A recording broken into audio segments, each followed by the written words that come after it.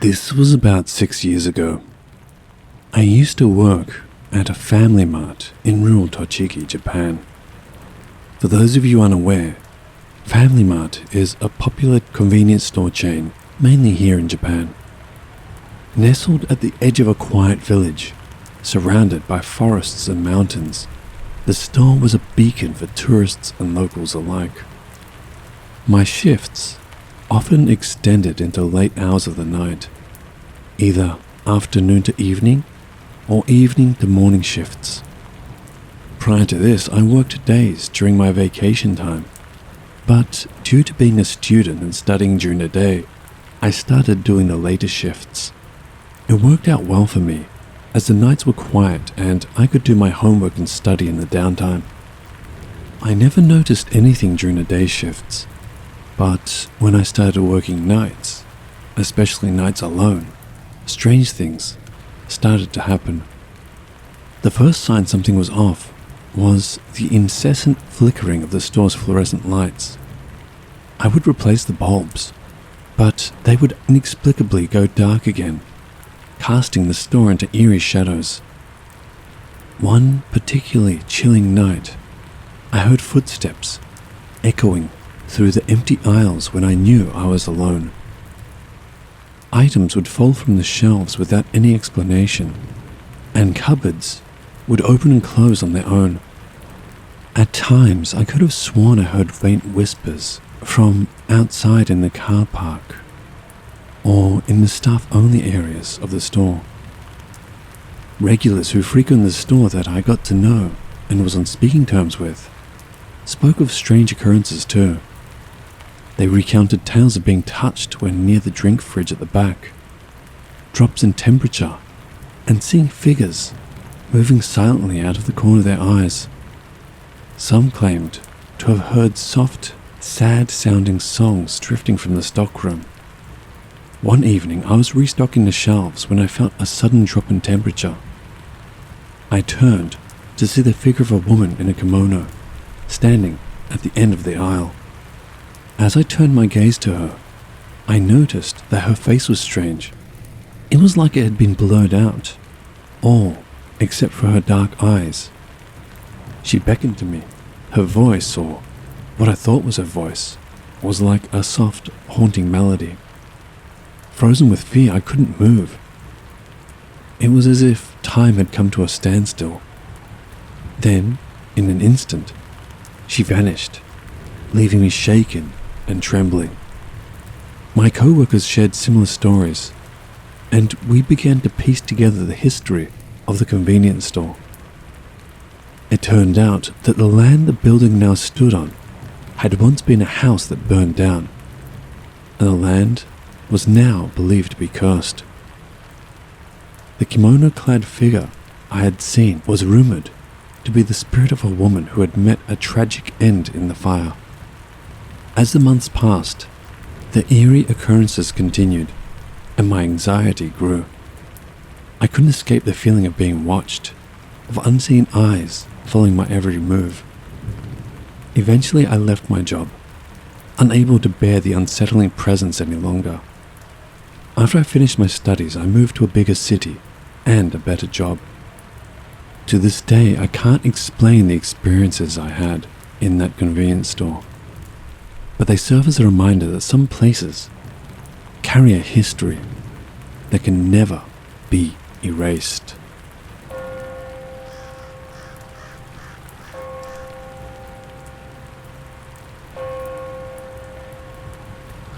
I used to work nights at 7-Eleven in countryside Saitama, Japan. I won't say exactly where, but Saitama is pretty much the same all over, just with more or less people. Being in the countryside, mine had less people, mainly nuisance biker kids stopping for cigarettes or people just heading home. But there was one customer whose memory will haunt me forever. As I said, my 7-Eleven was in the countryside, so it was basically the brightest thing as far as the eye could see at night. It was a quiet weekday night, I think Wednesday or Thursday. Working nights, I always found those 2 days tended to blur together the most. No one had come in for over an hour. I'd done all of my nighttime duties for basically the whole night.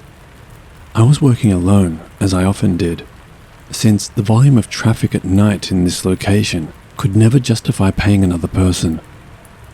I was lazily wiping the counter for the 3rd or 4th time that night, just listening to the cicadas and crickets outside. I was so focused on my work that I didn't even notice the figure at the window staring in. I jumped in surprise upon seeing him and did a polite nod. It was a wrinkly old man with kinda dead-looking eyes. Unusually, he did not return my greeting gesture. He just kept staring in at me. It was like 3 a.m. What was this old man who was pushing at least 75 years old, and I'm being generous here, doing out so late? It's not unheard of, I suppose, but he wasn't actually doing anything apart from staring at me. I was starting to get really creeped out. Outside the store was dark and quiet, and I hadn't seen any customers in over an hour. Actually, I hadn't even seen any cars pass the store in that long either. Then, another thought occurred to me. There were no cars in the car park. There weren't really any houses nearby either. Was this a ghost? I didn't really believe in ghosts, but I couldn't really think of anything else. But he was solid looking. The longer he stared at me, the more I felt creeped out. Actually, more than that, I was starting to panic. I came to a decision, and I'm not really proud of it. I figured if he wasn't in the store, he wasn't a customer. Therefore, wasn't my responsibility. So I pulled the blind down on the window he was staring from. My hand was shaking as I did so. I was mere centimeters away from his face. He held my gaze the whole time. He looked directly into my eyes, and I couldn't look away. The old guy didn't move, even a little. Being so close to him, I felt all the hairs on the back of my neck stand up on end, and my stomach was tying itself in knots. I did see his chest move up and down, however, so he wasn't a ghost. After I had closed the blind, I went back to the counter and stood there, uneasily. I really didn't know what to do. It felt so strange just leaving him out there, but my mind was racing and I just couldn't think clearly. What was I meant to do? I even briefly considered turning the lights off, but then I snapped out of it and realized how ridiculous I was being. The creepiness of the situation had put my mind in a panic and I wasn't thinking straight. I then realized that I must go and see if he needed help. I mustered the courage, went to the front window, and raised the blinds once more. He was still there, but his eyes were somewhat bigger now. We were locked in a staring contest that I couldn't look away from. This went on for what seemed like forever. His eyes seemed to keep getting bigger too. Then, something happened to break the standoff. The old man slowly brought his head to the glass. Softly at first, but as time went on, harder and harder. Now I had to do something. I ran out and tried to stop the man. He was stronger than I expected, and he continued to hit the window with his head again and again. So I tried harder to stop him, but I didn't want to hurt him. I managed to stop him for a brief moment, and then he did the unimaginable. He started to yell. Just a continuous, unintelligible sound. The longer I held on, the louder he got until it reached a scream. This was a battle I was not going to win. I ran inside and called the police with him still bellowing outside. I tried to explain as best I could, but was extremely shaken up. Luckily, the operator could hear the screaming on the other end. The police came 15 minutes later and seemed to be familiar with the man. They calmed him down and loaded him into their patrol car. They took him away without really explaining anything to me. About half an hour later, they came back and explained to me that the old man lived in a care facility about 10 minutes away by car, which meant that it was about 30 to 40 minutes on foot for the old man. Before his mental deterioration, he actually used to live in a house where the convenience store now stood. It was sold to pay for his care, as his only living family, a son, lived and worked in Tokyo and was too busy to care for him. He actually escapes from time to time to go home and just can't understand where his house is. I left the job not long after this. I knew if it happened again I could just call the police, but whenever I worked nights after this, I kept imagining I could see the old man. I was always on edge and very jumpy, and even started losing sleep over it. This was about 8 to 10 years back, so I'm guessing the old man has since passed on. I wonder if his spirit is still trying to go home.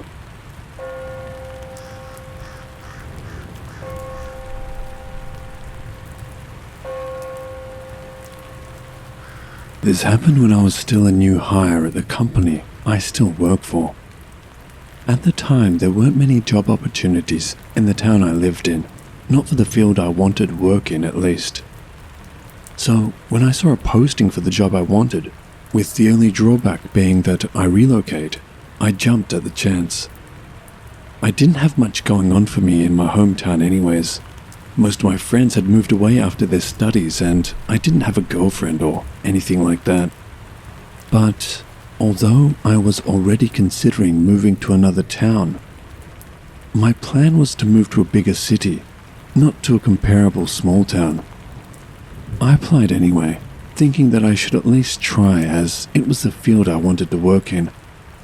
I ended up getting the job and moved across the country, 2 prefectures over, about 2 hours by car. The move was easy, as I didn't have much to move, and the company organized my initial apartment for me with the option to find my own place once the apartment's contract was up. I had just moved in, and after spending the day unpacking and putting things away in my new home, it had gotten really late. I still hadn't had a chance to go food shopping yet, and being a more countryside town, most supermarkets were closed already. There was a drugstore about a 10 to 15 minute drive away, but I didn't really feel like driving, so I decided to walk to the nearby convenience store. It was 24 hours, and would definitely have a good selection of food and drinks for my first night's meal. It was only a 10-minute walk, and I felt it would be nice to get a feel for my new neighborhood. The night was cool. It was late fall after all, but it felt crisp and refreshing to be out of the apartment.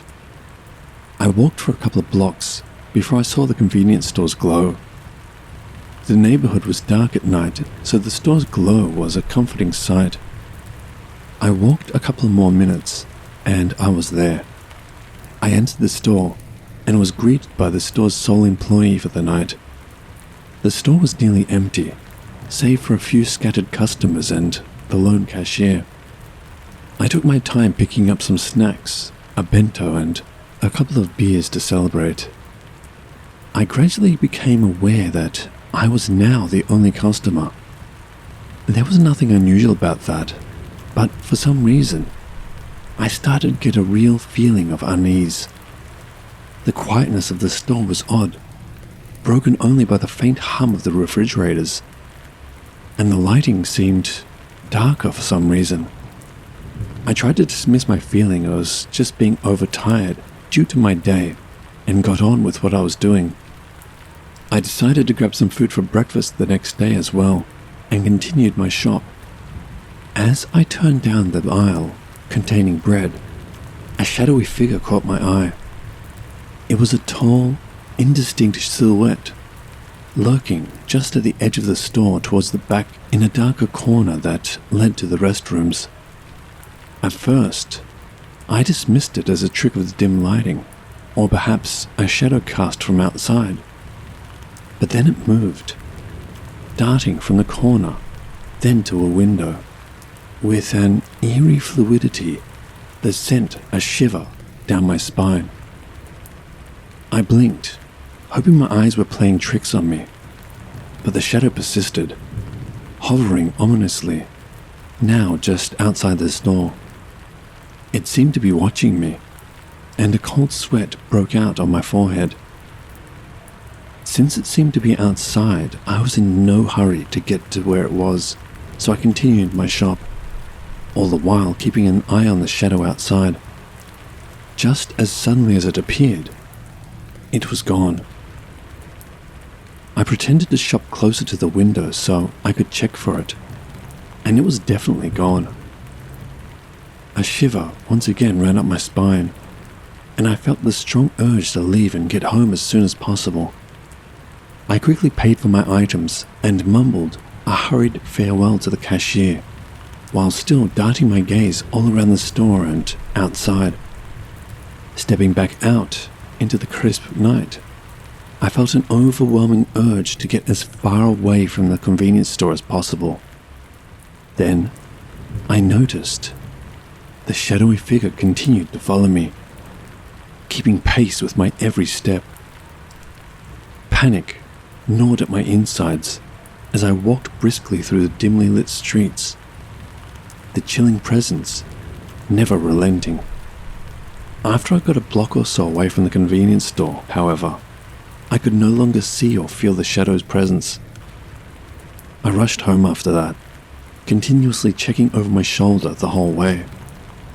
I went to that convenience store plenty of times after that while I lived there, but always made sure to never go back after dark.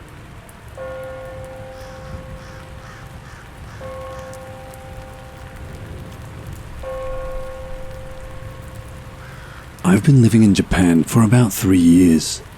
For the most part, it is a very safe place to live, but it does have more than its fair share of creeps. Like, real creeps. You wouldn't believe some of the things I've seen, but I'll just say, there is a lot of self-gratification in public. This is a story of my most traumatic run-in with a creep. For reference, I am a 27-year-old female from the United States. This happened in my first year, so I was 24 at the time. I was on my way to my classroom. I was an English teacher, like about 90% of foreigners here. I was living in a small country town in the mountains at the time. Well, small for Japan.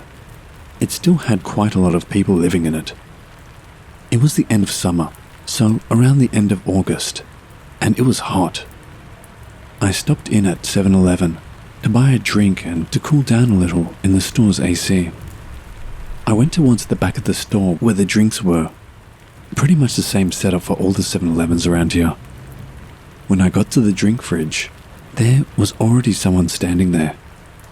At first, I thought it was just a normal shopper selecting a drink, so I stood at a polite distance to let him select. It was the height of the pandemic after all. I waited and waited, but he just didn't seem to move. Then I noticed that every once in a while, he was looking at me intently out of the corner of his eye. I didn't have time for this, and was starting to get creeper vibes from this guy. So I excused myself and opened the fridge he was standing in front of and grabbed myself a bottle of water.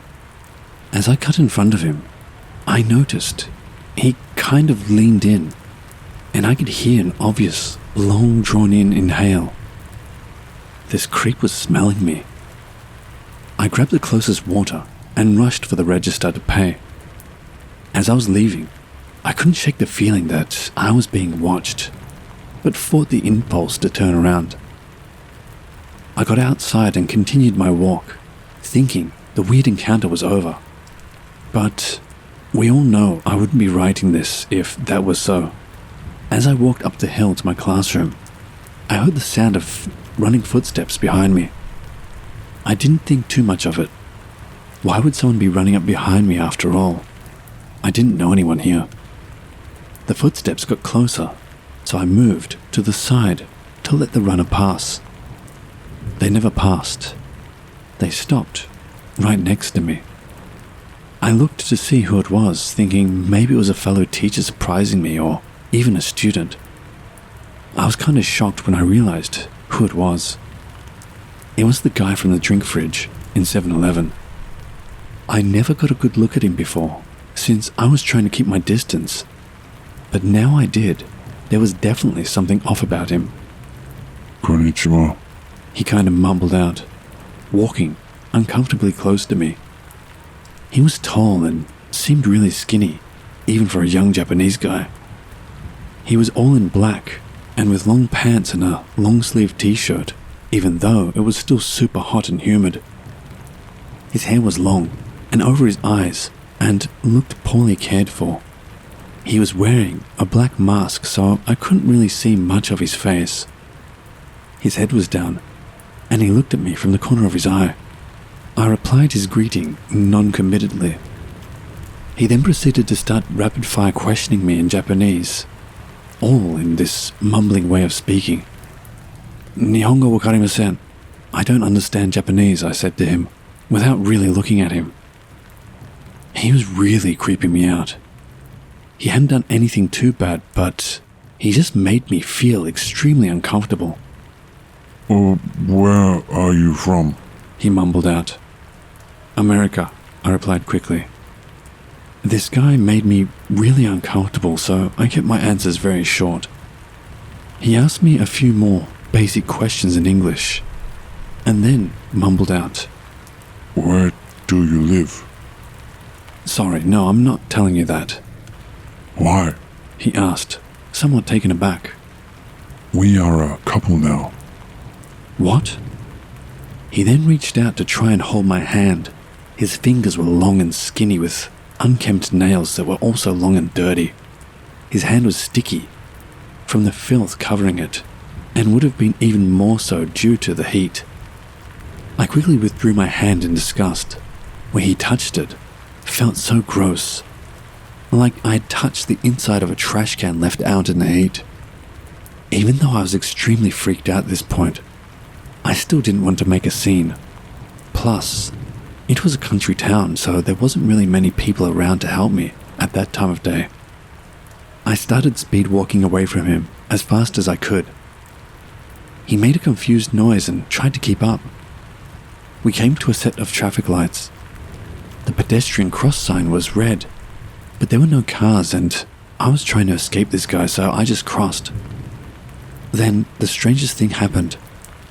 I heard a kind of strangled cry from behind me, from the strange guy. I took a quick look over my shoulder, and I swear I'm not making this up. He had stopped at the red light and looked visibly shocked and worried. He was pacing back and forth like he didn't know how to cross. I knew that jaywalking was frowned upon in Japan, but I didn't know it was like this. I knew the red light wouldn't hold him for long, so I took off running to my classroom. Luckily, it wasn't too far away, and creepy didn't seem to be a runner, so I managed to lose him. I got to my classroom, quickly unlocked the door, and kept the blinds closed. It seemed as though I had lost him. I taught all of my classes for the night, 3 in total. Basically, I work at what is called an eikaiwa here. That is an after-school English conversation school for kids, 3 to 18 years old. So I teach one lesson for about an hour and have 15 minutes in between to send the students off, speak to their parents, and greet the next class. Each time I went outside to speak to the parents and send the students off, I had the feeling I was being watched. I figured I was just paranoid but couldn't shake the feeling. When I finished for the day, I closed up and waited inside the classroom, which is basically a storefront, not an actual school, peering out from behind the blinds. I had all the lights off and just waited. The plan was to wait 15 minutes to be sure no one was out there. I didn't really have plans after work, and figured if he was there, he would think I exited a different way if the lights were off for that long and no one came out. Sure enough, after 10 minutes, there he was. He had been hiding around the corner. I had no idea what my next move should be. In any other country, I could just call the cops, but Japan is known to ignore stalkers unless something actually happens, especially if the victim is a foreigner. I know this from stories of friends being stalked. Plus, I couldn't speak Japanese. My company's office was closed, so I couldn't call them for help. So I just planned to stay overnight in the classroom at worst, or until there was no chance of him being there. I finished my classes at 8:30, closed everything up by 9:15, and waited until 11:30 p.m.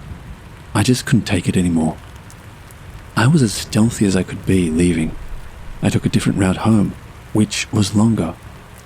I ended up getting back home by about 12:15-ish. I lived in the same town about 20 minutes away on foot, usually.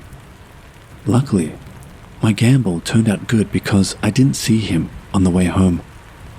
I called in sick the next day and spoke to my supervisor about transferring to a different location. Luckily, there was a teacher who had left recently, and their apartment and unit of classrooms was open, so I was set to transfer in a week.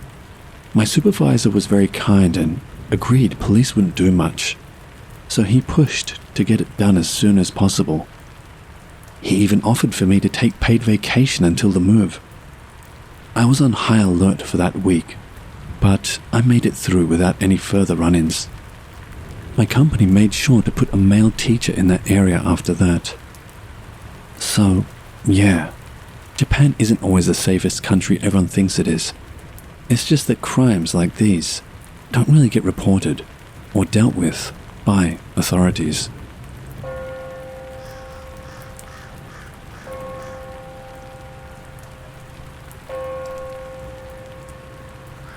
This is a story about a time when I went on a courage test with some friends. I went to a shitty university in Tohoku a few years ago and lived alone about 15 minutes away by car. One evening, while hanging out with 4 college buddies, one of them suggested we go on a test of courage. We were all up for it. We started off at this well-known spot, famous for people taking their own lives there, a bridge. But nothing happened, so it was just boring and not at all scary. So we looked up another place on our phone. We found out about this old tunnel near my apartment, up in the mountains, with rumors of a woman's ghost who died in a fire and the cries of a baby that could be heard sometimes. When we got there and started walking towards that tunnel, just getting near the entrance felt super creepy. The darkness inside the tunnel was intense. We played rock, paper, scissors to see who'd walk through to the end alone and come back first. The first one came back and said it was really freaky inside, and I was already scared stiff. I was second, and when it was my turn, I could barely see with my phone's light.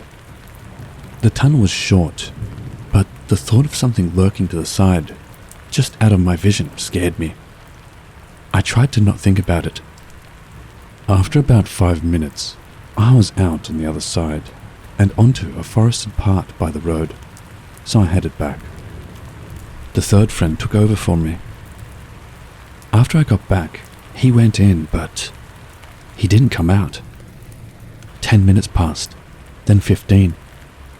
We started joking around about him, but by 30 minutes, we started to panic a bit, thinking he might be hurt or something worse. We all went back to the tunnel, calling his name. We found him halfway through the tunnel, huddled and shaking like anything I'd ever seen. This was the first time I'd seen anyone shaking like that from anything but the cold. The fear on his face sent a chill down our spines, so we quickly helped him out of there. We left and drove to a nearby convenience store. At the convenience store, with the light and normalcy returning color to his face, he finally shared why he was so terrified. He told us when he was close to the tunnel's end, he saw a figure shrouded in shadow. But it wasn't just standing there. It was moving unnaturally fast, darting from one side of the tunnel to the other, like it was coming for him. It stopped just short of the light from his phone and disappeared. But he felt a cold breath on his neck and heard a whisper that chilled him to the core, though he couldn't make out the words. We didn't know what to believe, but the sheer terror in his eyes was enough to convince us not to stick around. I haven't gone back to any haunted spots since that night.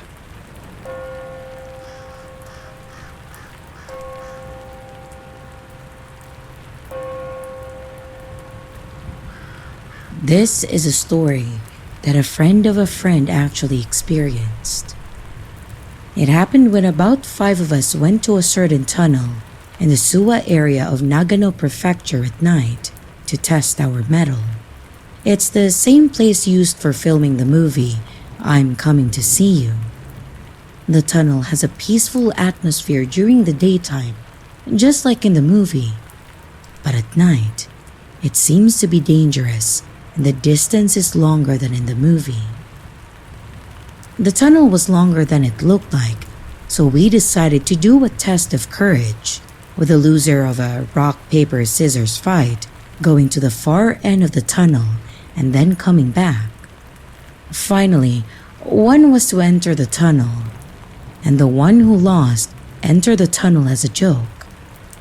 However, he didn't come back, so we decided to just get back in the car and wait. We were looking at the entrance of the tunnel, and after a while, he finally returned. When we saw his face, we felt an unusual atmosphere, and we started to tremble. The boy's face was pale and bloodless, and then he said, "You said you were going to wait for me. You told me you were waiting for me." The 4 of us had been waiting for him, so what he was saying was obviously not true. But then, we found something even scarier. When we looked at the boy's feet, we saw that a woman's hand had a firm grip on his ankle. All 4 of us saw that, so we were not mistaken. We were so terrified and confused that we left the boy behind and just drove away. The boy has not returned since and is still missing.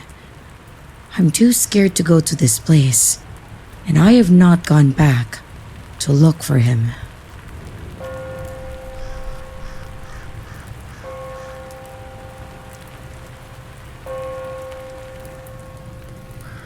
I think it's around Isehara in Kanagawa Prefecture. Have you ever heard of the Nanasawa Tunnel? I think the real name may be Yamakami Tunnel. About 2 years ago, when I was a sophomore in college, I was living in Atsugi City, Kanagawa. There were many haunted places, like abandoned hospitals and so on. There was not much to do, so I used to go there with my friends and have a good test of courage. I used to go to places where there were rumors of hauntings. The rumors I heard about Nanasawa Tunnel were, if you go there on a rainy night, you might see a woman in a white one-piece dress. I think it was something like that anyway. My memory is a little hazy. I like scary places, but I have never actually seen a ghost or anything like that. That was, until then. That day, my friend A, who had brought up the idea of going to Nanasawa Tunnel, B, C and I, who always hang out together, decided to go. I drove the car. We bought flashlights at a convenience store on the way. We followed the directions that A had given us. We went up the mountain road more and more. I think it was around 2 a.m. The lights around us were getting dimmer, and the road was getting narrower. The road became unpaved and rough, and there were no other cars to be seen. To be honest, I was quite a novice and wanted to turn back. In the end, I couldn't say anything about it, so I just kept going. Suddenly, B said, "Huh?" I looked in the direction B was pointing and saw what was probably an abandoned car on the side of the road, hidden by the grass. "It's just an abandoned car, isn't it?" A said. "No, there were people in it. Didn't you see it?" B was totally freaked out, but I didn't see anything either. It was dark, and it looked like it was just the atmosphere. C also didn't seem to have seen anything, so the three of us calmed B down. I was quite frightened inside though. Anyway, I went ahead and we came across something like a gate. The no trespassing bar was raised, so I continued on my way. I followed the narrow road and rounded a curve, and suddenly the road opened up. There was a parking lot on the left. I saw the tunnel in front of it. The tunnel was smaller than I expected, and I think it was about the width of a car. It was pitch black in the tunnel. I decided to pull over at the clearing, but when I turned off the engine, my heart almost stopped. The gas tank, which was nearly full before we came here, was about to run out. I told the other three guys that they must have seen it wrong. Well, I was scared too, so I decided to assume that I must have misseen it. We got out of the car and approached the tunnel. It was raining lightly. Gradually, the atmosphere around us began to look suspicious. B seemed to want to turn back, and so did I. A, who was very strong, quickly went inside with a flashlight in his hand. C entered after A, and B and I followed in line. The inside of the tunnel was more gloomy than I had expected. I am not psychic at all, but I could feel that this was bad. A seemed to be enjoying himself, looking at the graffiti on the walls and laughing as he talked. I think it was when we reached the middle of the tunnel that suddenly the flashlight started blinking, and before I could think, it went out. "Whoa!" B exclaimed, and I dashed towards the entrance as fast as I could go. Strangely enough, even in the dark, that entrance was faintly bright. All four of us managed to get back to the car. As expected, A was pale. "Shall we go back now?" C said. A said, "Hey, is there something behind me?" None of the three of us really understood what A was trying to say. "Didn't you guys hear anything?" The three of us looked at each other and shook our heads. "You didn't hear it the whole time we were running back?" Oi! Oi! Oi! They were chasing after us. I didn't hear anything. Did you? I asked B and C, and both of them agreed. Apparently only A could hear it. The voice kept coming closer and closer, and just before we got to the car, A said in a half-crying voice that he heard it in his ear. Oi! We didn't hear it, but just hearing that from A was enough for us. We hurriedly started the car and headed back the way we came. I was completely freaked out. I think we all were. I couldn't look in the rearview mirror. As I drove away, all of a sudden, I saw a blank white bar in front of me. The bar of the construction gate was down. It was up when we arrived. My heart was about to jump out of my mouth. I got out of the car and ran to raise the bar. After I raised it, I ran back to my car door, which was still open. My car is a high four-wheel drive. It has a step under the door that you put your foot on to get up to the seat. There was a white plastic umbrella on the step. I didn't see anything like this when I looked at it earlier. I mean, why an umbrella? I was so scared. I hurried down the mountain as fast as I could. After all that, all four of us went back to A's room to take a rest.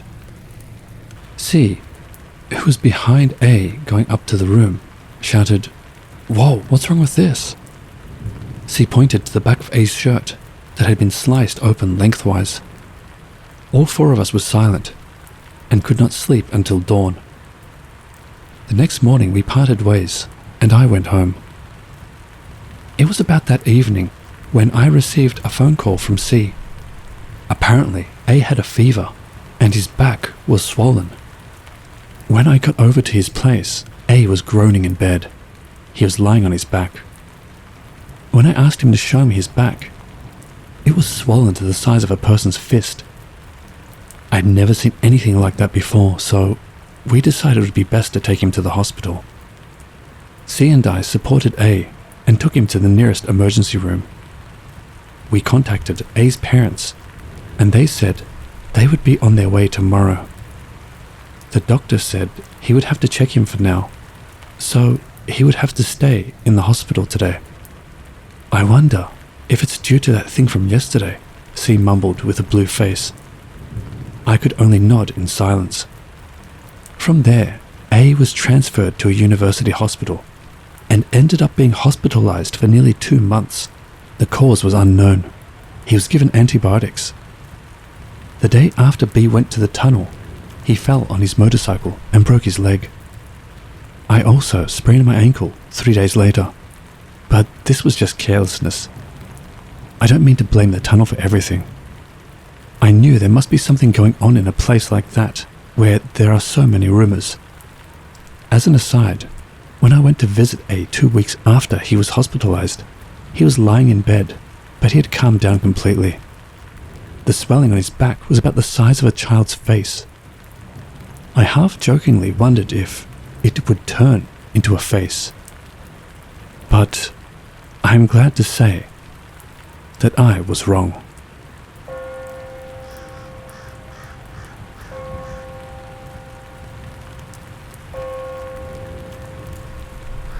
Five years ago, I was transferred from Saitama to Atami due to a company change. I'd never been to Atami and was kind of looking forward to it, though it wasn't a huge deal or anything. As soon as I got there, I dropped by the new office to greet everyone and chat about the job. The head guy gave me the afternoon off, so I decided to take a walk and get to know the place until it got dark. I heard from a coworker that the view at night was something else, so I went for a drive later on to see it for myself. It was around 11 p.m. Atami is full of hills, and I was driving around them, checking out the lights and figuring that I'd find my way back eventually. I ended up getting pretty lost. I found this short tunnel about 30 meters long, and something about it didn't feel right to me. I'm not into ghost stories. Never had anything weird happen to me, but something about this tunnel made me not want to go through it. Still, I didn't want to drive back up the hill, so I drove in. Halfway through, I stopped without thinking. Right there, a bunch of kids were in the tunnel, 5 or 6 of them playing with rocks. They were piling them up and kicking them. I was shocked. It was after midnight, and there were kids in the middle of the tunnel. I was too scared to scream. It was like being hit in the heart with a hammer. My heart just dropped and I was frozen, shaking. But then, one of the kids turned to me and smiled. A tremendous smile, teeth bared almost too wide. And at that moment, I finally screamed. I backed up the car as fast as I could while screaming, and I scraped the door against the wall, sending sparks flying, and made a U-turn back to the entrance. I somehow made it back to my dorm, and I did not sleep a wink. The next day, I told the local at the office about the tunnel and the kids. Her face went pale when I mentioned it. She said that was the entrance to Nishikigaura, which is a spot known for people taking their own lives there, and driving through could have been bad news. I was just relieved that I didn't go all the way through, and happy that there were no cars behind me. I didn't see another soul on the way back up that hill. That was the first time, and definitely the last time that I had a scare like that.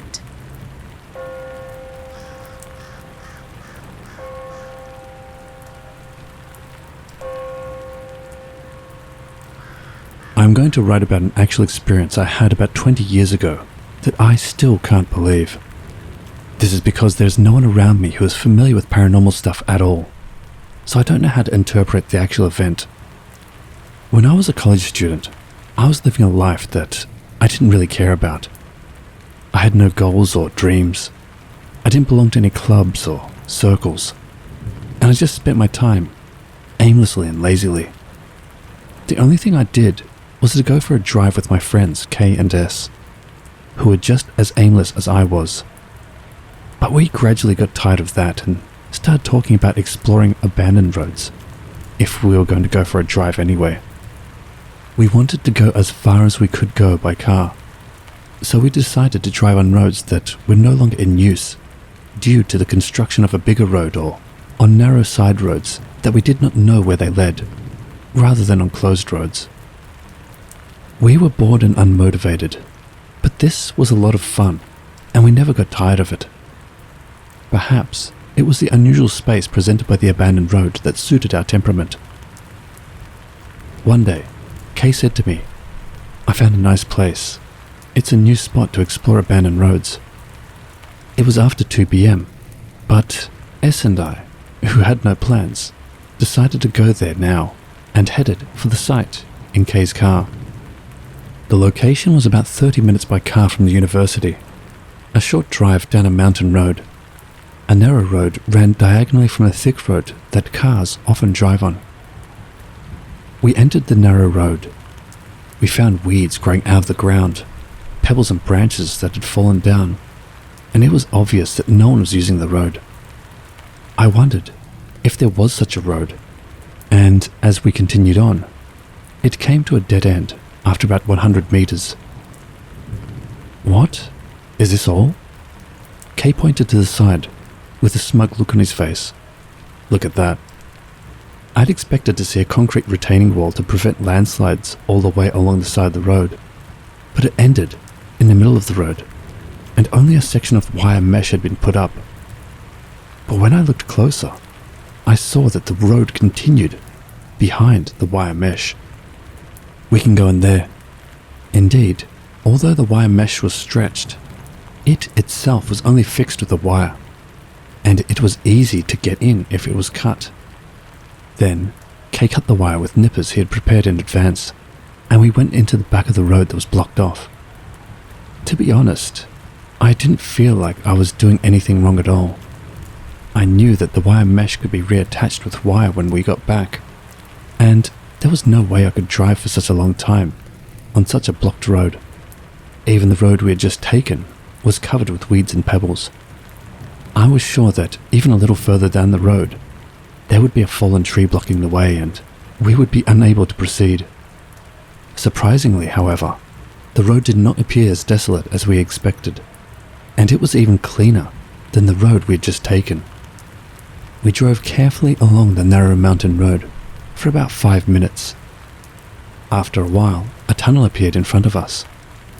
Rather than just a normal tunnel, it was like a brick aqueduct with a hollowed out archway that could be passed under. It was wide enough for the chimney to pass through, and we drove through it. As we drove through, the road began to look a little rough, and the asphalt began to be strewn with stones. Suddenly, S shouted, "Hey, stop, look at that!" S was pointing behind the car, in the direction of the tunnel we had just passed through, when he saw a torii gate straddling the tunnel exit. The torii gate, like the one at a Shinto shrine, was standing close to the tunnel's entrance and exit. It was completely invisible from the other side, and I could only assume that when you go through the tunnel, you automatically pass through the torii gate as well.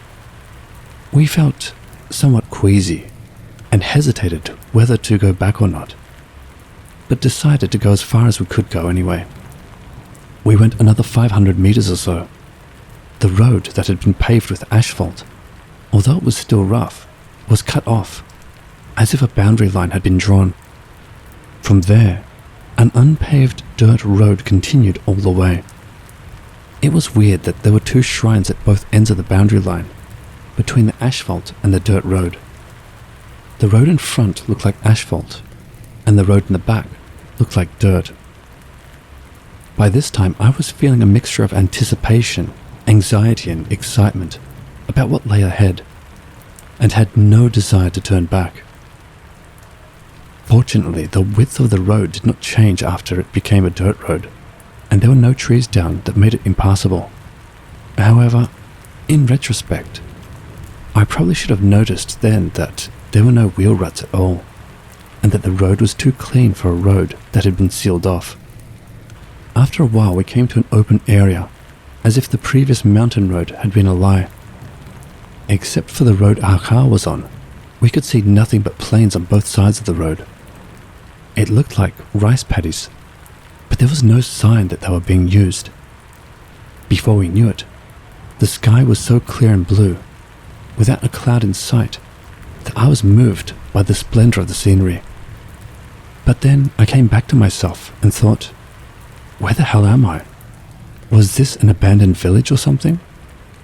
It was a strange and surprising feeling to find such a spacious and beautiful land, not far from where we usually live. I wondered how far this stretch of road went. Just as I was about to think that, I saw a small black building ahead of the road. As we got closer, it began to appear larger and larger, and its shape became clearer and clearer. It appeared to be a thatched building, but I soon realized that it was not just a thatched building. It was unusually large. I had never seen a thatched building of this size. It was about the size of a school gymnasium, or perhaps even larger. Why would such a magnificent building be erected at the end of a closed road? When we arrived at the building, we realized that the road we had just come in on was a straight road leading to this building, with no branches along the way. This building was at the end of the road. We thought it was an abandoned village, but there was no village, only this one building, and we could only think that the road we had just come in on was the only road leading to this building. We parked the car and got out. I was surprised at how refreshing it felt. The air was clear, the sky was blue and cloudless, and there was not a sound of birds or wind. The temperature was just right, like early spring, and I almost wished I could stay here forever. But the huge thatched building in front of me cancelled that out. What in the world is this building? I have heard that thatched buildings can be damaged if they are not taken care of, but this one did not look like that. It was an old, generally blackened wooden structure, but it did not look dilapidated at all. I wondered if someone was still using it. Let's take a look inside, I suggested, and Kay was on board, but S was not so keen and said he would go around the building for now. The door to the building was heavy but unlocked, and I was able to open it. When I looked inside, I noticed a peculiar, musty, old-fashioned smell. "Is anyone there?" There was no answer. Relieved that no one was there, Kay and I went inside. It was dimly lit, but we could see what was going on inside by the light coming through the cracks and the light from the open entrance. It was a large, wooden-walled space. What looked like shelves could be seen against the wall, but there was nothing in it. There was a sliding door on the wall to the left of it, and it looked like there was a further room beyond it. And there was nothing else but the floor and walls. The top was too dark to see clearly, but everything seemed to be vaulted all the way to the ceiling. It took some courage, but I decided to open the sliding door and take a look. I had come this far and felt compelled to check it out. I opened the door and was surprised to see that it was surprisingly bright inside. There seemed to be numerous light-emitting windows on the upper part of the room, making it brighter than the space on this side of the entrance. However, I soon realized that the room was not only bright, but also unusual. First of all, it was huge. It was about the size of a gymnasium, and there were 5 unusually thick pillars extending from the ground to the ceiling. evenly distributed throughout the large space. The thickness of these pillars was really unusual. A single wooden pillar with a diameter of about 3 meters and a length of more than 10 meters. Hey, do trees this big even exist in Japan? Kay had a point. I had never seen such thick pillars. As I was looking around, I wondered why they had put up such pillars. And then Kay shouted, "Oh!" and I looked at the middle of the 5 pillars. I saw that on the middle pillar, among the 5 pillars, there was something that looked like a handwritten omyofuda, which is like a handwritten talisman or charm, which had been nailed to the pillar with nails. Not ordinary nails with heads, but iron-like nails with pointed ends, and a large number of them had been nailed to the pillar. The writing was done with a brush and looked like symbols, like Chinese characters, but I could not read what they said. Then, Kay said, "There is something attached to it." I looked closely and sure enough, there was something. It looked like a dried up lump of something stuck between the talisman and the nail. We both looked up at about the same time and saw the answer simultaneously. What was hammered into it were human ears. A great number of human ears had been attached to the pillar, along with the talisman. The ones on the bottom were too rotten or dried out to recognize. But for some reason, the ones on the top were newer, and I recognized them as human ears. I think it was close to about 1,000. And to my horror, some of the ears that didn't look that old were on the top part. Oh my god. We dashed out of the room and out of the building through the entrance we had come in through. I don't know what kind of place this is, but I was sure it was bad. I knew we were in trouble. I wanted to drive away immediately, but S was still gone. He said he was going to go around the outside of the building, as I recalled. He might be in the back of the building. Me and Kay ran as fast as we could and went around the backside of the building. It was a big building, so it took us a while just to go around. When we went around to the back of the building, we found S there. He was there, but his behavior was strange.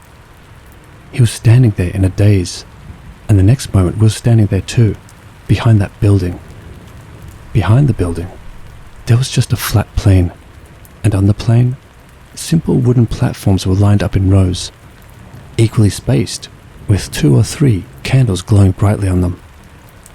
And they continued to glow, not exaggerating, until they faded beyond the horizon. What the hell is this place? The sound of my and Kay's voices brought us back to our senses, and S noticed us and came closer. He then pointed out something that Kay and I had not noticed at all. "Hey, where does the sun come out here?" The sun.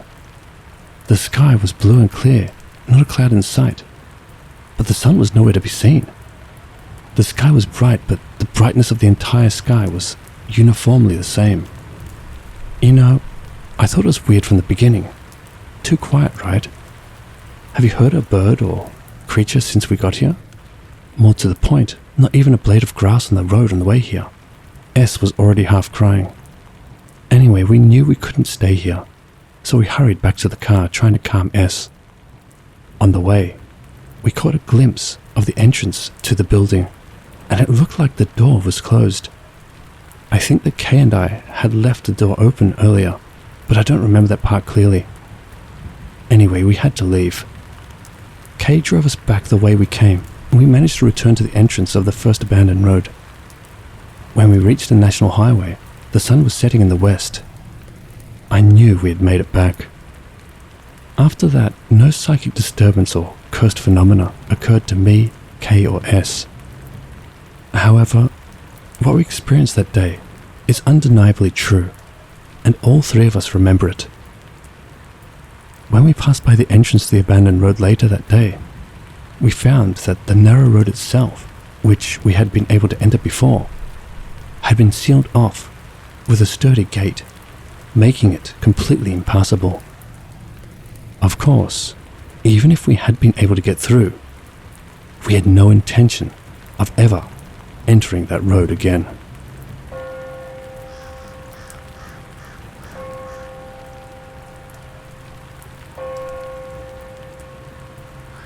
It was during my high school days when I commuted to school by train.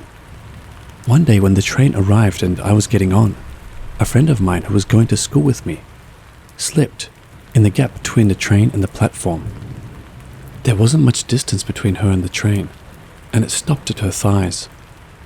The conductor noticed, and instead of taking off, my friends and the people around us pulled her up. At that moment, I knelt down and peered into the gap between the train and the platform to check the condition of her legs. Something was wrapped around her ankle and covered in blood, dripping down her thighs and knees. I couldn't make out what was going on, so I strained my eyes to take a closer look. To my horror, I realized that an adult hand was holding her ankle, although it was unnaturally small, like a doll's. As I stared at it, the hand suddenly moved away and disappeared. All she said was that her foot slipped, so I think she was probably the only one who noticed it.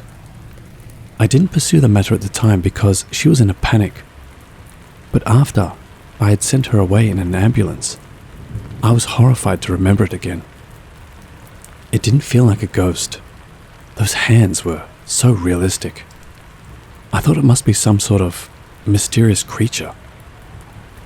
This happened at a deserted station in the Tohoku countryside.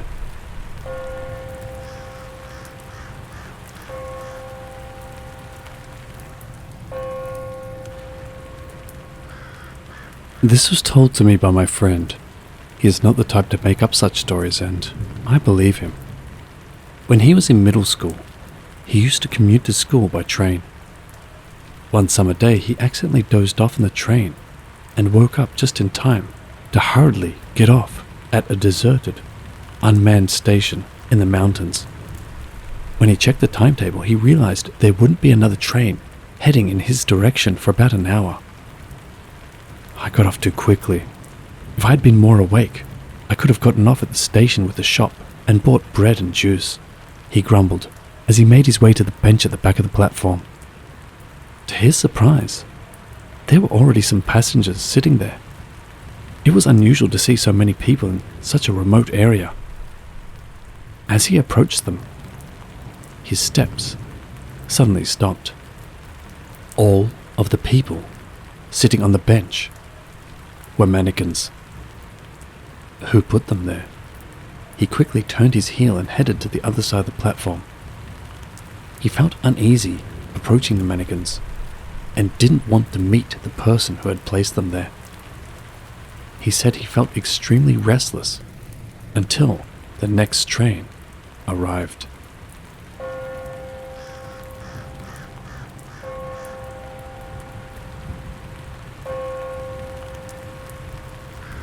I saw a thread a while back asking, has anyone ever seen a shadow man? I've seen one myself, so I'll write about my experience here. The shadow man I saw was a little different. The person I saw was on the platform of the station, on the tracks. I couldn't tell if it was a man or a woman. It wasn't pitch black, but a dark shadow, missing from below the knees, and a part of its head that touched its face had been gouged out. I thought it was abnormal, but at the time, I didn't have the time to process it. The shadow man was standing on the tracks under the platform, facing the train, with his back arched and arms raised up to its face. I was standing there, unsure of what to do, with my palms slightly bent and facing outward. At the time, I didn't know about shadow people, so I was surprised, thinking, why is there someone on the tracks? The train is coming soon, it's dangerous. The shadow didn't react at all. There was an announcement that a train would arrive soon, but the shadow man didn't move. Wouldn't someone help me? If we continue like this, we're going to run over someone. I panicked, but the others around me didn't even seem to have seen it. The train came to the platform with the sound of brakes. I instinctively covered my eyes, thinking, it's going to run you over. But I couldn't help but scream. I thought it was a mistake, But when I looked over, the shadow man was still standing there. Only its head and eyes were sticking out from the floor of the train. Then I turned my head, and I saw a face with no eyes, nose, or mouth. But it was definitely seeing me. I gasped and froze. Someone came up from behind me. I bumped into the train and was told, "If you're not going to get on, please leave."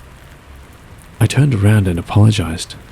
I'm sorry, and faced the train again. But the doors were just about to close. The train departed with an announcement. That shadow man was gone. Just before the door closed, I saw that shadow clinging to one passenger's leg. I still wonder what happened to that passenger.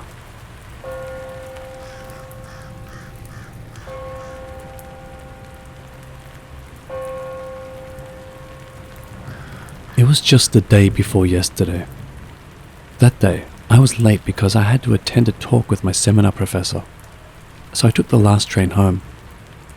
Since my house was in the countryside and it was the last train, there was no one else in the car except me.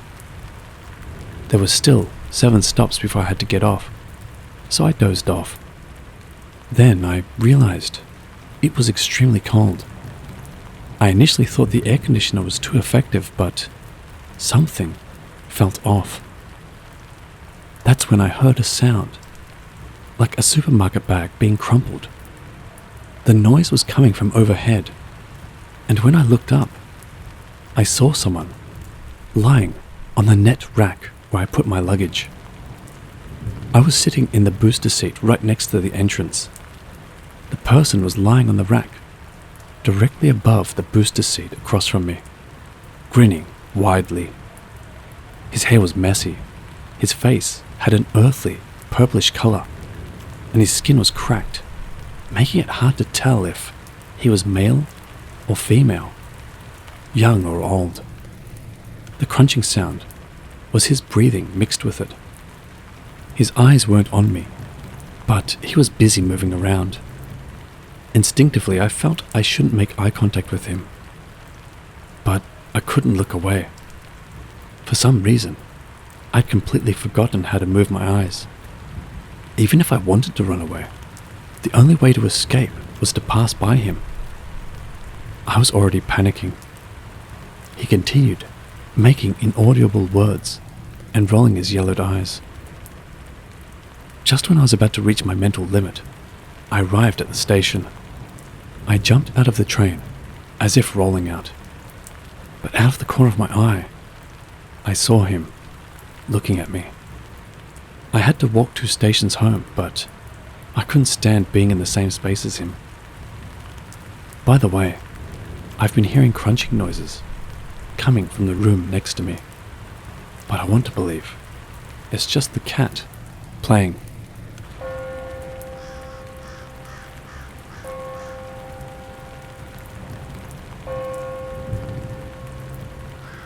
Maybe it's not too scary, but this happened a long time ago. We were planning to go out for drinks with my girlfriend's friend and her girlfriend's girlfriend. Her friend's girlfriend had just finished work and was on the train, heading to the local station where we were. I considered going into a store first, but with about 15 minutes until her train arrived, I decided to wait in front of the station. My friend headed towards the ticket gate to check the train timetable. I was sitting on the fence next to the railroad crossing, smoking a cigarette. The location was along a certain private railway line in Osaka. Despite being called Osaka, it was in the countryside, on the outskirts, so it was a very poor and shabby station, with few passers-by at night. That particular night was clear, with a bright moon and no wind at all. Because there was no wind, the cigarette smoke rose straight up like a stick. I was sitting there, staring blankly at the smoke coming from the tip of my cigarette, when suddenly the straight smoke curved into a dogleg shape. Feeling uneasy, I casually looked to my left. Suddenly a hand appeared around my waist. The arm looked burnt and had a black colloid-like appearance. The blood vessel stood out in the moonlight, making it look very realistic. This black arm seemed to wrap around my waist, moving from the left side to the right. I jumped to the right to avoid the arm. When I looked back, it was gone. I quickly turned to my friend and said, "Did you see that? Something happened. It was scary." My friend, who doesn't believe in ghosts, looked at me coldly and said, "I don't believe in things like that." I couldn't get anyone to believe me, but it's a true story.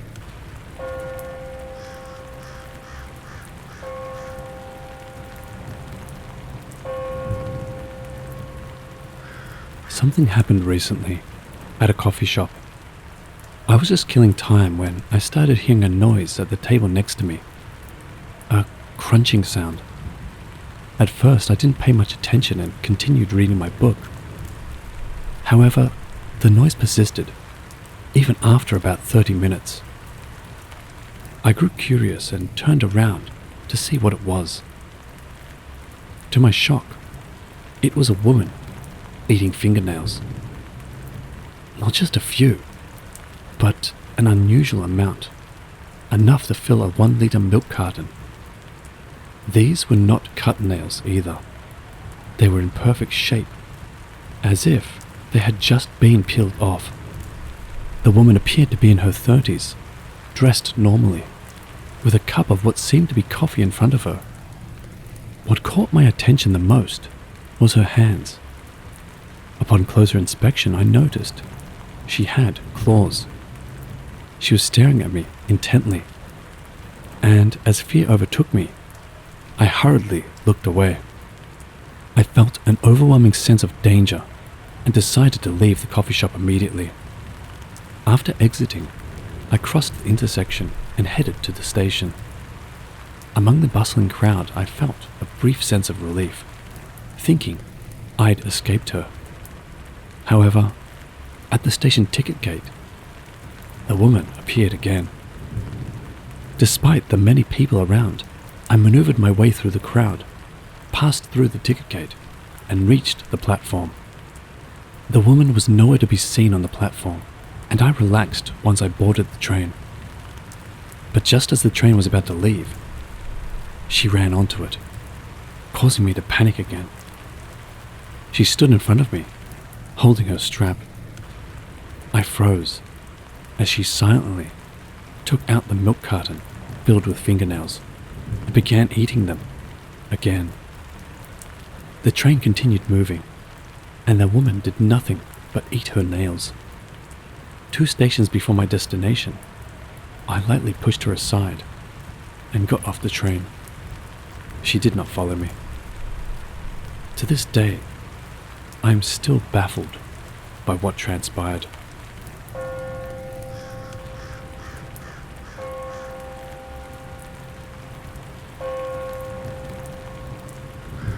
This is something I have actually witnessed before.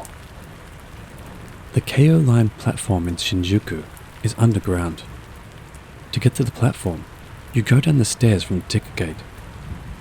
It was one busy day, and there was a man on the landing halfway down the stairs.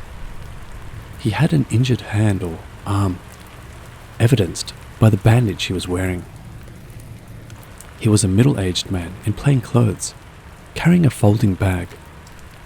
As I was walking down the stairs and was about to reach the landing, he appeared to miss the step and suddenly fell down the stairs.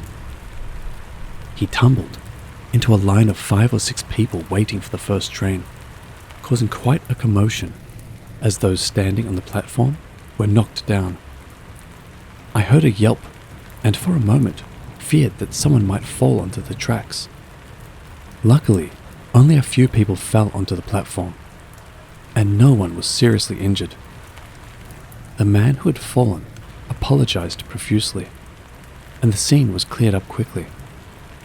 A few seconds later, a train arrived at the platform. Those familiar with Shinjuku Station on the KO line know that there is only one track between the platforms. This means that if you accidentally fall onto the tracks, there is nowhere to escape. Although this was a minor incident, it felt like it could have been something more serious to me. From my perspective, it seemed like the bandaged man wasn't just missing a step. He appeared to be running down the stairs intentionally. It struck me that his goal was always the queue for the train. I might have been the only one who saw him running from the start. The injury in his bandaged arm seemed to be fake as well, and his eyes had a strange, dull look. After that, everyone got onto the train as if nothing had happened.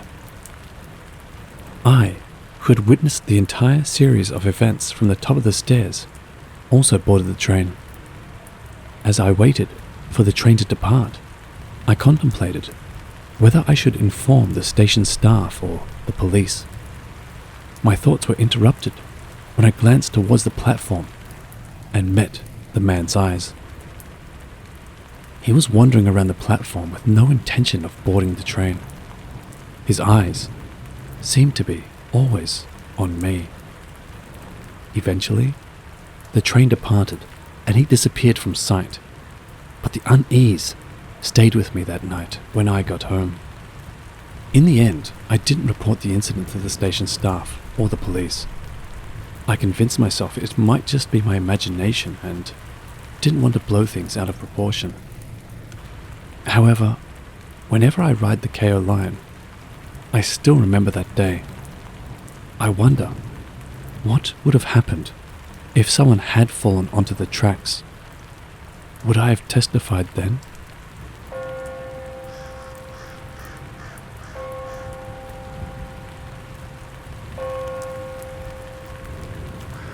My friend was trying to get on the train when he slipped in the gap between the train and the platform. I quickly called for a station staff member to pull him out. But suddenly, my friend glared at me. It was a look filled with a level of anger I couldn't imagine from someone who usually just messes around. The expression on his face was so intense and unexpected that I couldn't understand why. I was so flustered that I fainted on the spot.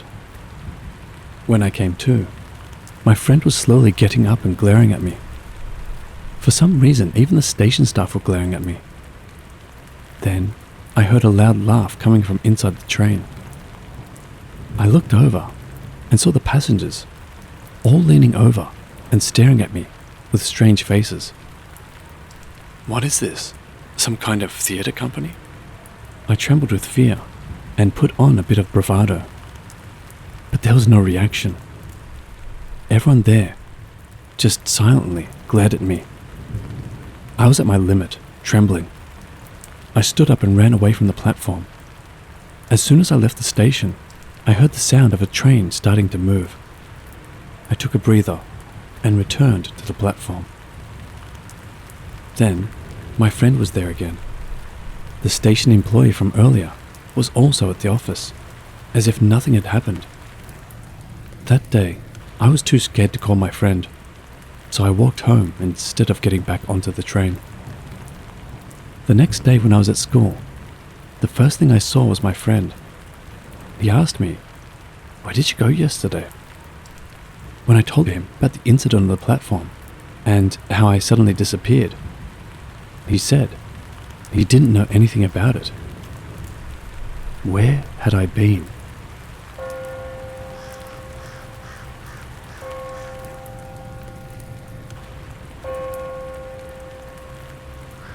On the day that this happened, I was at Shinjuku Station, waiting for a friend. It was around 1 o'clock in the afternoon. After waiting for a while, I received a call from my friend. "Where are you now?" And, "Sorry, I just got on the train in Kawasaki." I recall he said something along those lines. So he had just left Kawasaki, which meant it would be about 30 to 40 minutes before he arrived.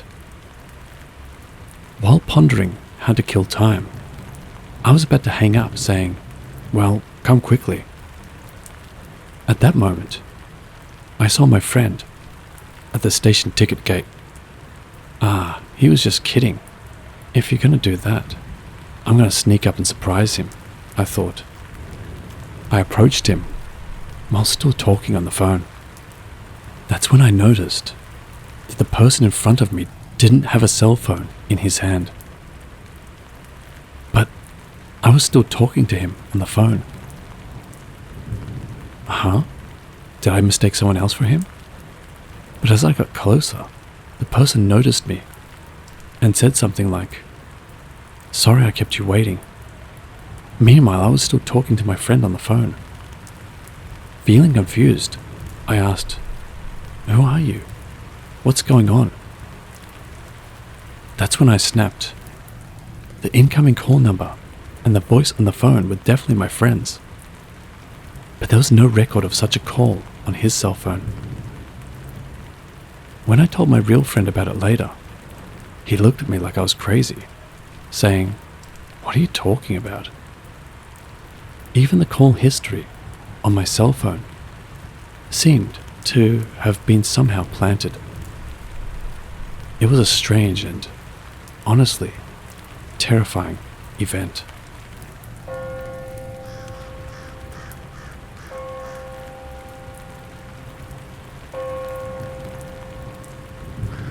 This is a ghost story, or rather, a story that isn't funny in some other sense. For the time being, there are no ghosts or anything like that. If you live in Tokyo, you probably know about the JR Chuo line. Accidents resulting in personal injury happen quite frequently there. Perhaps spirits are calling, but I think it's mostly because platforms are exposed to the trains these days. I use a certain station on the Chuo line for my daily commute, and at night, the station platform is often crowded with tired office workers and drunk people. That particular day, at the front of the line, was an old man, seemingly on his way home from work. He appeared heavily intoxicated, wandering aimlessly. Every so often, as if concerned about the approaching train, he would step over the white safety line and lean towards the tracks, peering down. Noticing this, I became increasingly anxious and prepared myself to pull him back in case of a real emergency. Eventually, the train approached with its distinctive vibration, and I focused intently on the old man's position. In the end, the old man was unharmed. In fact, it seemed like he sobered up instantly, because, unexpectedly, the woman next to me jumped in as well. Honestly, at that moment, rather than feeling confused or worried, all I could think was, that's it?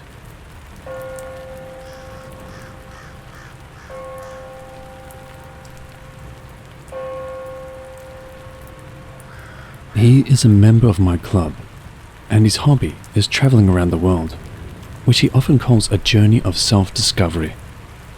Recently, he visited a remote area in China, known for its herbal medicines. There, he saw various unusual items for sale, including pig's feet, monkey fingers, brains, and some animal testicles.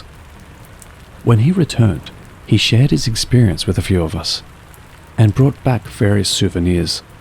Most were typical, like Chinese herbal medicines and keychains from the airport. However, there was one particular item called a finger doll. The doll was flesh-covered, about the length of a soda can and as thick as a chikua, which is similar to a hollowed-out Japanese crab stick but just a little bit thicker. According to him, if you break one of the doll's fingers, you would be cursed. Naturally, everyone was intrigued and wanted to test it. Despite multiple attempts to break the doll's fingers, which were small, shiny and slippery, none of us could manage it. The excitement dwindled, and we eventually moved on and parted ways for the day. The next day, we heard shocking news. The person who had taken the doll died in an accident on the way home. He had been quite drunk, so it was uncertain whether the doll had any involvement in the accident. Nonetheless, what we found eerie was that the doll's body was found bent and misshapen, with a monkey's finger emerging from inside.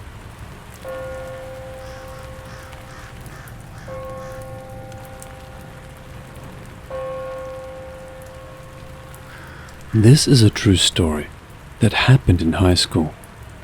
Icon, who was in the same class as me and on the baseball team in our second year of high school, was a really funny guy. When we didn't have lunch practice, we would talk and laugh about silly things. Icon suddenly started to lose weight before summer vacation. I thought he was practicing too much and needed to eat more.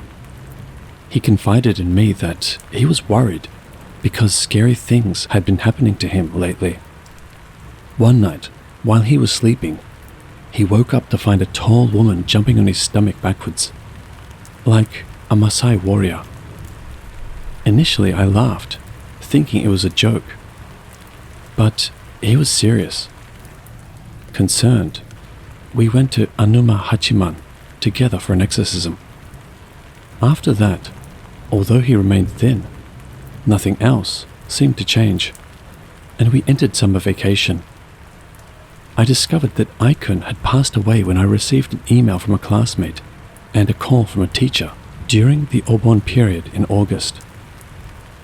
At the wake, I remember people talking about it being a curse and consulting with others about it. There was no opportunity to ask his relatives about the cause of his death, but the teacher explained at the school morning assembly that his death was due to an accident.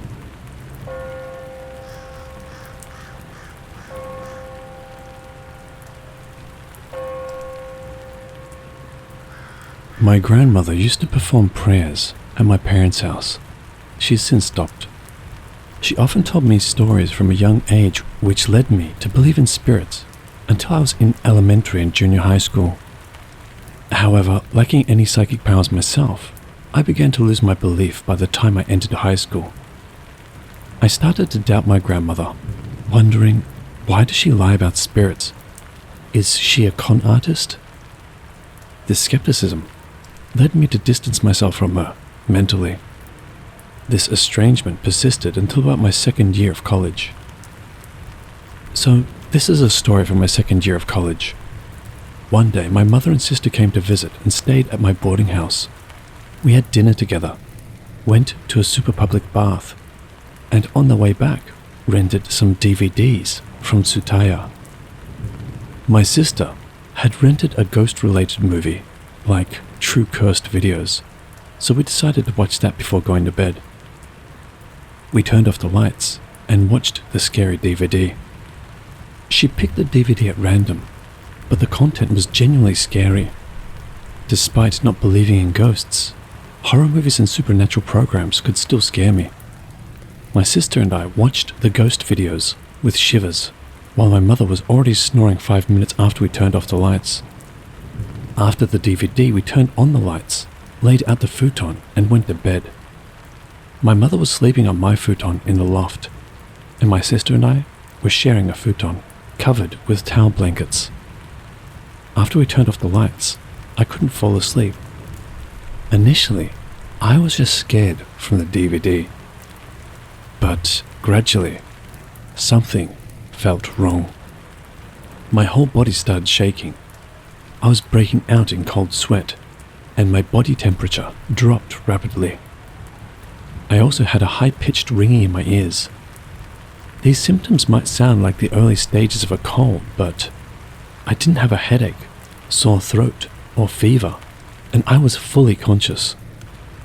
I just couldn't stop shaking, sweating, and hearing the ringing. It was so terrifying that I was surprised by the intensity of my fear. My sister was right next to me, and my mother was asleep in the loft. But I felt as scared as if I were alone in an abandoned hospital at midnight. You might think I could have just turned on the lights, but at the time, the idea of a brightly lit room was equally scary. I felt like my room belonged to someone else entirely. Thinking, I'm definitely going to see a ghost tonight, I crawled into the towel blanket and clung to my sister. During the night, I heard footsteps walking around the futon for about 30 minutes. But I still don't know if I imagined them or not. By morning, my fear had faded away like a bad dream. I considered telling my sister and mother, but I thought they would make fun of me, so I just kept quiet. In the end, I didn't see any ghosts, and decided I must have just been extremely scared. However, the day after they left, I got a call from my parents' house. My sister's voice was very excited. The night we stayed at your place, Grandma had a strange feeling in her heart, so she did a spiritual reading of your room, and it was amazing. She said that a floating female spirit was in your room. It was a woman who had taken her own life. What's that? Is Grandma still there? No, she's already gone. But Grandma told me to tell you she did a spiritual reading and the woman is probably still there. Grandma said she'll mail you a talisman, so stick it to the north wall. I went to stay at my friend's house right after the phone call. The talisman arrived later by U-Pack, and I stuck it on the north wall as instructed. The same phenomenon never happened in the room after that, which is enough to make me believe in my grandmother again.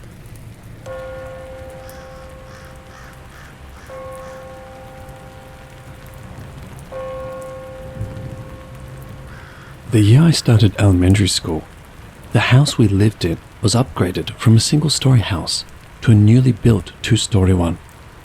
At the time, I hated going up to the second floor at night. At night, I would always see a shadow-like thing on the landing of the stairs.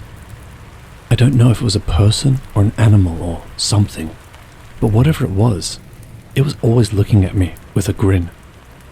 Of course, I told my parents about it, but my mum and dad didn't take me seriously. They just thought I was scared of the dark. A little while later, a cat figurine was placed in the place where I'd always see the grin. Where on earth did they buy this cat figurine? It was a wooden ornament that looked like it had been brought from afar, and it wasn't the cute big-eyed one most people imagine. Its eyes were wide open, and its mouth was smiling, giving it a very creepy expression. Naturally, I was scared, and angrily pleaded with my parents to remove it. But my parents got angry in return, saying, "It was a souvenir that Grandma bought for us from, I don't recall the country anymore. I think it was somewhere in Southeast Asia. So why would you say something like that?" After that, I was frightened of the ornament for a while. But as I got older, I stopped thinking about it so much, and before I knew it, the ornament had been put away somewhere. Now I'm an adult and have a family. I only go back to my parents' house about twice a year. And when I went back this year for New Year's, I was drinking with my father and talking about those days. He told me that he would show me the face of his grandchild while he was still alive, and not to worry. My father, with a slightly red face, said, "Come to think of it, I should have shown him at least," and went to the Buddhist altar and came back with a book-like bolt of cloth. It was then that I found out for the first time that my family was of the Jo Shinshu sect. Instead of using memorial tablets to hold memorial services for the deceased, they wrote their names in a book instead. The book, which has the dates of the 1st to the 31st written on each page, had the names of our ancestors written here and there. Naturally, there were many names I had never heard of, but this is where the main point begins. In fact, both my father and grandfather were second sons, and had older brothers, but both of them lost their brothers when they were young. My paternal grandmother heard this story a long time ago, and out of curiosity, she looked into the matter. It turned out that at least from the end of the Edo period into my father's generation, all of the eldest sons and daughters in the family had died for some reason before they turned 15. My grandmother was pretty creeped out by this, and apparently went to consult a friend at a temple. But they were originally a poor farming family, so it would be difficult to find out where any grudges had been left by going back a little. All we found out was that the area around the plateau on which the house stands was not often inhabited or cultivated in the past. And, in the end, we never found out why this kept happening. Our father said that in poor times, such misfortunes could occur one after the other. I also learned at the time that the ornament my grandmother had bought a long time ago was actually a kind of talisman. But to be honest, my first child was born in May of this year. I believe that in this day and age, with plenty of food, clothing and shelter, there can't be such a curse. And yet, I still remember the shadow that I saw when I was young. I truly want to believe that the unpleasant coincidence ended with me. I know this isn't that scary, but it's a true story.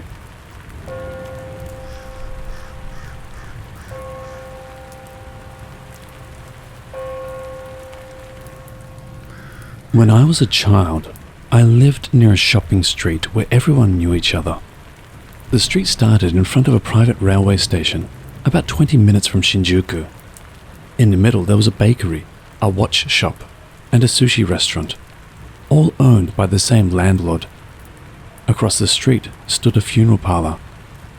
At the end of my third year of elementary school, the long-closed watch shop reopened as an udon restaurant. The store seemed to be thriving, even to children, but for some reason my parents didn't want to go there. That summer I passed by the udon restaurant on the way back from the bathhouse with Toko and me, who I'd been friends with since kindergarten. The shutters on the pitch-black second floor were slightly open, and someone's face was half peeking out from there. I wonder what they're doing. The three of us looked up at the second floor and passed by. We thought it was probably someone from the restaurant. After a while, the udon restaurant closed down. I later heard the owner had a heart condition, was hospitalized, and passed away. A Chinese restaurant then took its place. It was affordable and delicious, attracting many customers. But again, my parents avoided it. Although they gave reasons like, it's bad for the soba restaurant, or the lady at the yakiniku restaurant will be sad. Their behavior seemed odd, especially since my parents loved eating out. This aversion was shared by Toko's and me's parents, and some of my classmates as well. About 3 months after the Chinese restaurant opened, the owner died of a heart attack at a very young age. In the first semester of my 5th year of elementary school, the space became a coffee shop.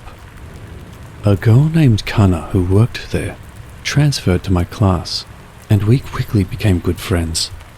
She grew up in a single-parent household, and her mother ran the coffee shop by herself. Kana would stop by the shop when she got home from school, and when her mother closed the shop at 7 o'clock, she went back to her apartment with her.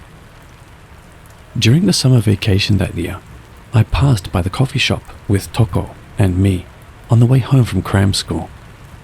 The shutters on the second floor were slightly open. There should have been no one there after 8 o'clock, but someone was peeking outside through the gap in the shutters. It was pitch black, and I couldn't see their faces. The hand on the shutter looked pitch black. There's someone on the second floor of Kana's house, Toko said, turning around. Yeah, I saw it too. It's not a thief? Me whispered as they walked. The three of us stopped and looked back, and the black shadow was still there. We ran into the funeral parlor where the lights were still on, thinking it was a thief. But the man at the funeral parlor said, "It's okay, get home quickly," and sent us off through a different route from the back door. Of course I told my parents, but they told me, "Don't tell anyone about it, and leave it to the funeral parlor." The funeral parlor was right across from the coffee shop, so maybe the man knew something. Kana's mother's coffee shop opened at 7 a.m. The menu only had coffee, breakfast service, and sandwiches. When I remember it, I tear up when I see Kana walking away with a thermos of coffee and a plate of sandwiches in her tanned arms. They had regular customers who got their food and coffee delivered to them. Places such as beauty salons, obstetricians, and daycare centers, and Kana helped out at the shop by delivering food and other items throughout the summer holidays. The day after seeing the Black Shadow, I talked with Toko and me and went to the coffee shop on the way back from the school pool. It was a time when there were no deliveries, and we did our homework at the shop and took turns talking about the previous night. Kana said, "You must have seen things wrong. You can't go up to the second floor," she said, and showed us around the coffee shop. There was an external staircase leading to the second floor right behind the shop, and barbed wire was wrapped around it from the first floor to the door on the second floor. Several large boards were nailed to the place where the door was, so the door itself was not visible. The places on the left and right that looked like windows were also tightly boarded up. There were no stairs inside the shop. Apparently the second floor was the landlord's storage room, and no one had ever been in there. Kana didn't pay any attention to what we were saying. When we each went home and reported to our mothers, they scolded us for snooping around. From this reaction, we all began to realize that our mothers were hiding something. Then Toko, who was the smartest, realized the second floor couldn't be entered from the inside or outside. How on earth could a thief have gotten in? The idea of a ghost occurred to all three of us at the same time. The idea of a ghost made all three of us excited. Until that time, there had been rumors. 2 shopkeepers had died in succession, and some kids had even said it was a cursed shop.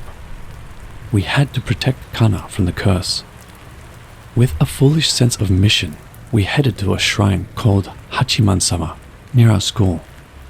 We bought a charm that would work against curses and gave it to Kana. The problem was that Shino, who was in the same class, was the daughter of that shrine's priest. As expected, the priest, Shino's father, called Shino immediately.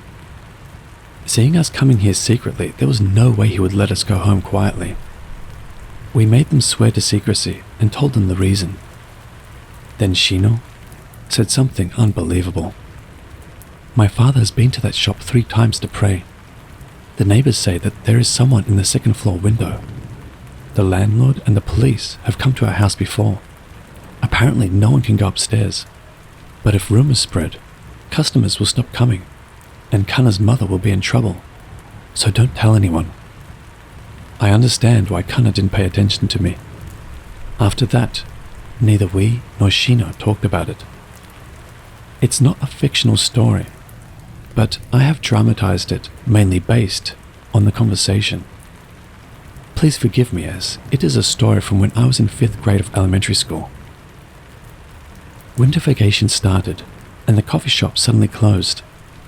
I called and went to the apartment, but neither Kana nor her mother was there.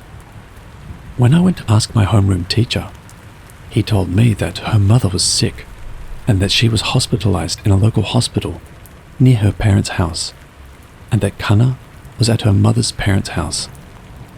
We had no way of being able to contact Kana.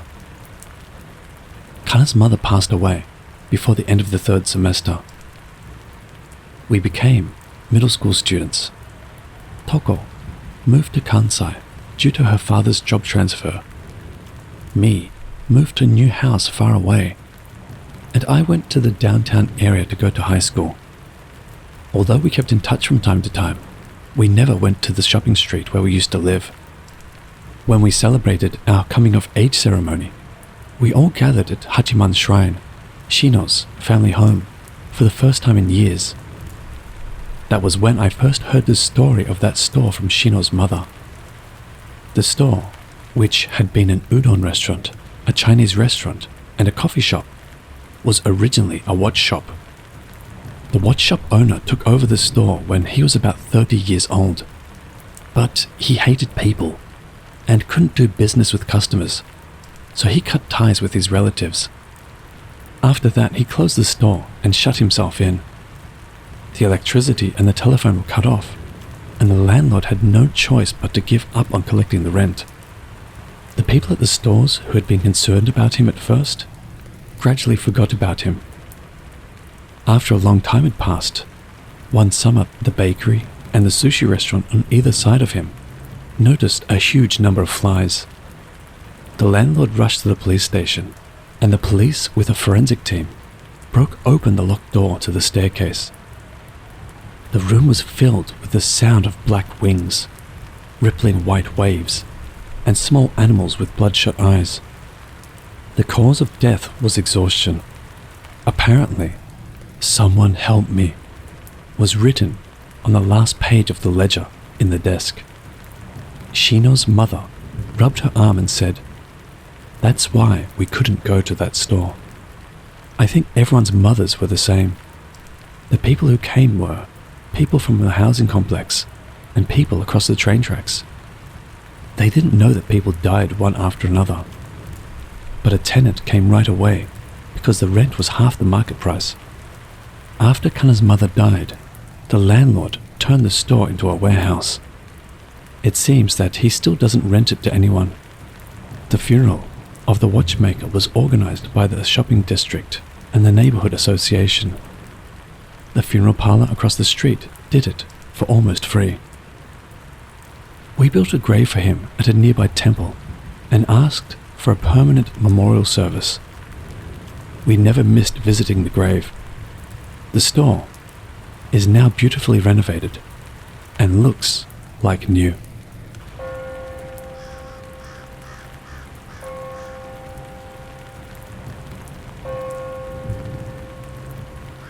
It was a long time ago, so I don't remember the details, but I'll write it down as I remember it. Near my house there was an old memorial monument that kids called Yamaki's grave. It was a natural stone, about 1 meter high, set on a stone base. It seemed quite old, and the surface was covered with moss, so I couldn't read what was written on it. It was a little way into the dark bushes, and there were offerings placed there from time to time, so it had an awe-inspiring presence, even as a child. I don't remember the contents, but I think there were also some ghost stories attached to it. Now, this happened when I was in the 5th grade of elementary school. My friends and I made a secret base in the bushes where the memorial monument was, and we killed time by bringing in manga and snacks. One day, when we gathered at our secret base again, one of our friends, Tomo, said, "There's a bottle buried under Yamaki's grave, and there's a live catfish in it." Apparently, it was a story about an uncle who had come home for a relative's wedding, but there was zero credibility among our friends that a live catfish could be in a bottle underground. So Tomo asked me, Katsuaki, and Benny to dig under the foundation of the grave on Sunday. By the way, Katsuaki, Benny, and I have no psychic powers. We're not particularly strong people. We were curious and just followed him, hoping for gold coins or something. We gathered in the morning at Katsuaki's house near Yamaki's grave to do some homework, then had lunch and moved to the secret base. We were equipped with a flashlight, 2 shovels that someone had brought, and a jite, a prize from a festival ring toss that Katsuaki had brought for some reason, and set off for the grave without any particular thought. We probably arrived at the grave around 2 o'clock. Clouds appeared, making it look like it was going to rain a little, and I remember it being muggy. For the time being, Tomo aimed for the catfish, and the other 3 of us started digging in front of the foundation, aiming for gold coins. The soil was quite hard, mixed with gravel, and we could only dig about 10 centimeters deep after 10 minutes of effort. We took turns digging for about an hour and reached about 50 centimeters deep. Nothing came out. We were children and getting bored. But then it started raining heavily, so we took refuge under a nearby tree. We saw the muddy water filling up the hole we had been digging, making it twice as troublesome. We decided to dig again next time. We decided to fill the hole with grass or something to prevent it from filling up. And as we were all raking up the grass and dead leaves around there, we heard a gurgling sound coming from the hole. A catfish? That's what I thought. Maybe everyone else had thought the same. We all gathered around the hole to look in, but the muddy water made it hard to see, and we couldn't put our hands in because we were afraid the catfish would bite.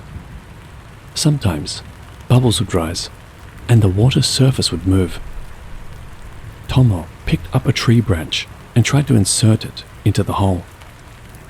He moved it around for a while, but after hearing a grrr sound, like something was getting stuck, the branch couldn't be removed. I thought it might be a giant catfish, so no one bothered with the hole anymore. After being stunned for a while, Katsuaki walked up to the hole with the jite in his hand. When he tried to stick it in, he screamed and ran away. We, out of curiosity, got closer, and Tomo, who was the first to look into the hole, also screamed and ran away. After that, I ran away in a chain reaction to the secret base. When I talked to Katsuaki and Tomo at the secret base, they said they saw a bloodless human mouth biting into the end of the branch in the muddy water. Since our base was in the same bush, we decided to evacuate to Katsuaki's house before heading home. I remember that Tomo looked embarrassed when we left, and Katsuaki looked a little proud. To my surprise, Tomo asked his brother to help him fill in the hole later. Apparently the branch had fallen over with the tip bitten off, but he was scared, so he quickly buried it and stamped it down. Maybe he felt responsible after all. After that, first Tomo, then Tomo's brother, hit their little toes hard, and it was said to be the Yamaki curse. Katsuaki was also the first in his class to grow hair, so it was said to be the Yamaki curse. If you have read this, and you have hit your little toe hard or grown hair, it could be a curse.